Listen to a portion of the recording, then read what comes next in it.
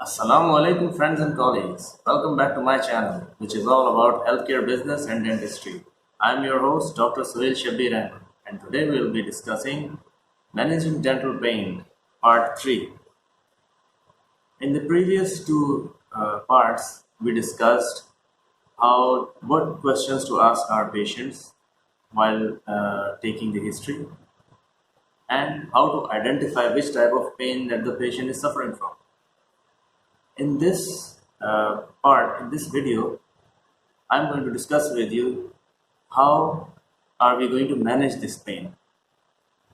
In this video, I'm going to introduce a method which is quite easy to use on a daily basis in your clinic with your patients, and it will have every element of the management that you would require without missing out on any important detail. So let's get right into it. In marketing, we have 7 P's of marketing, 4 P's of marketing. Similarly, for pain management, we have 4 P's of marketing.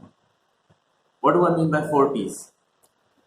Prevention, psychological, physical, and pharmaceutical.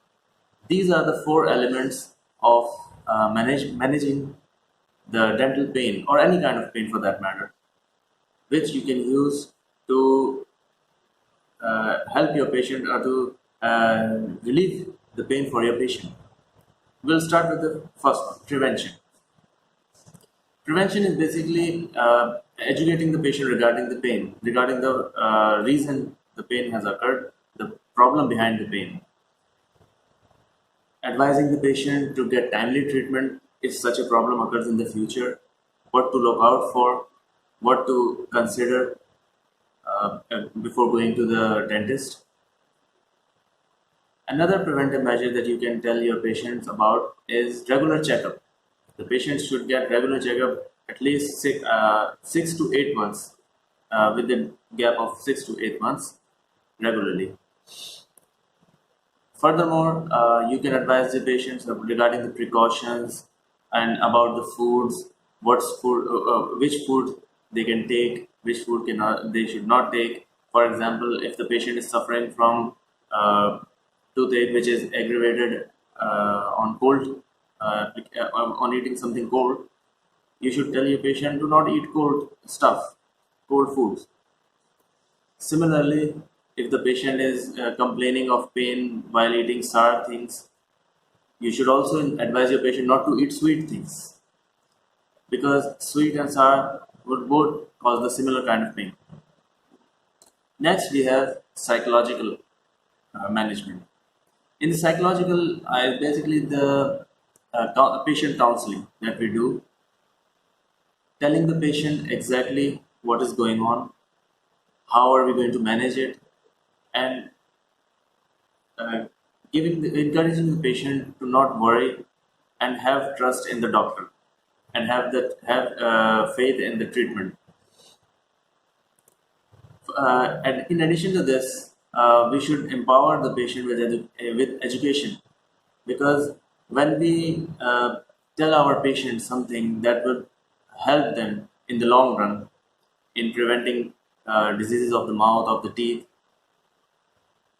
they would feel empowered. For example, in Pakistan, we commonly see patients who come to us saying that they clean their teeth every day, but the reality of the situation is they although they are cleaning once or twice daily, but the method of cleaning is not correct. The result is that the even though the patient is giving time to the cleanliness of their teeth, yet they are not getting the results that they deserve.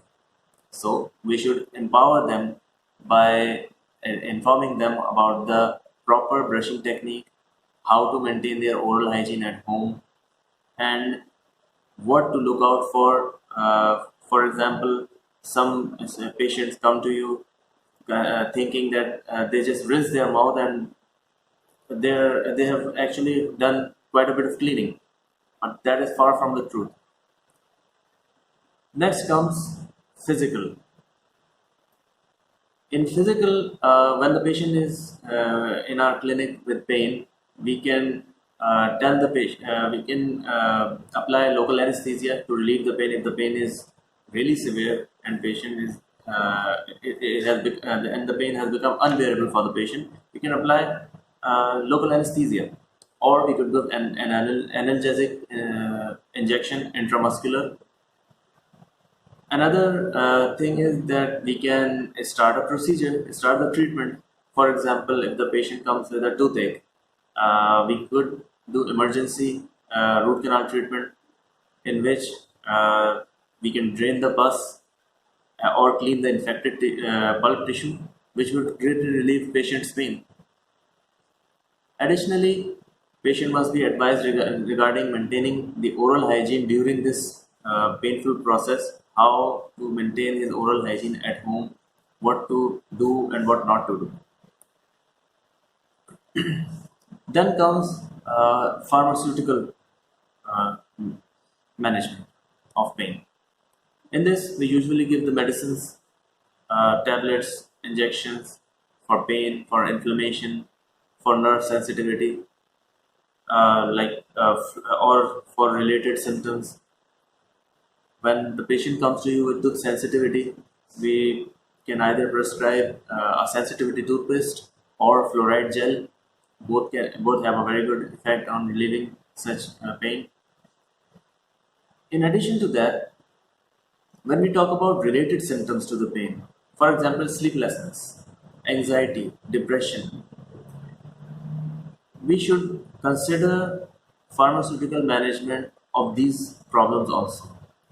Even though we are not psychiatric experts or psychologists to assess the patient, but when the patient is in pain, he or she usually end up with sleepless nights, depression because of the pain, uh, anxiety because they have heard so many different things about dental pain.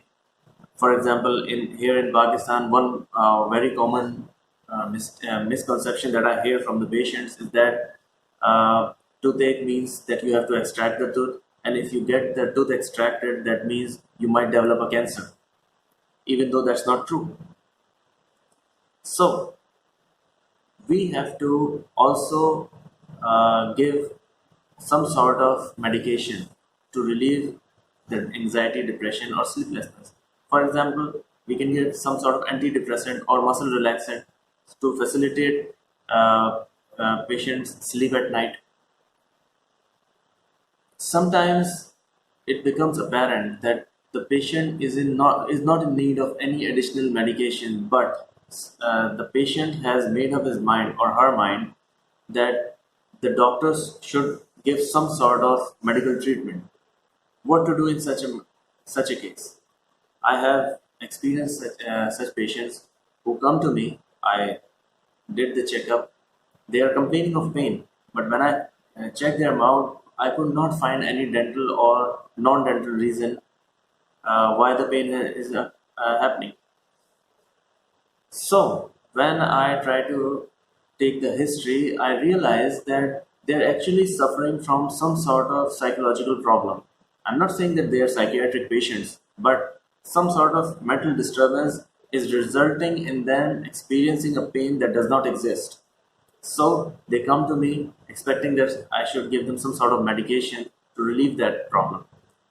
In such a case, I do prescribe analgesics just to be on the safe side. But in addition to that, I give the patient placebo, like multivitamin tablets, because I could not find the reason behind the pain. So, what exactly am I treating? I am unsure of. And with respect to the history and examination that I have already done and the investigation that I have already done, it had become clear that patient is not suffering from any major problem. So sometimes placebo also plays a part in relieving patient's pain. So they, these are the four P's of managing dental pain. I hope you found them useful. Do tell me in the comment section what method do you use to manage the pain for your patients. If you like this video, give it a thumbs up. Do share it with your friends and colleagues if you found it to be useful. Do subscribe to my channel and don't forget to press the notification bell so that you don't miss any upcoming videos. And if you want, you can also follow me on social media on Instagram, Twitter, and Facebook. Assalamu alaikum.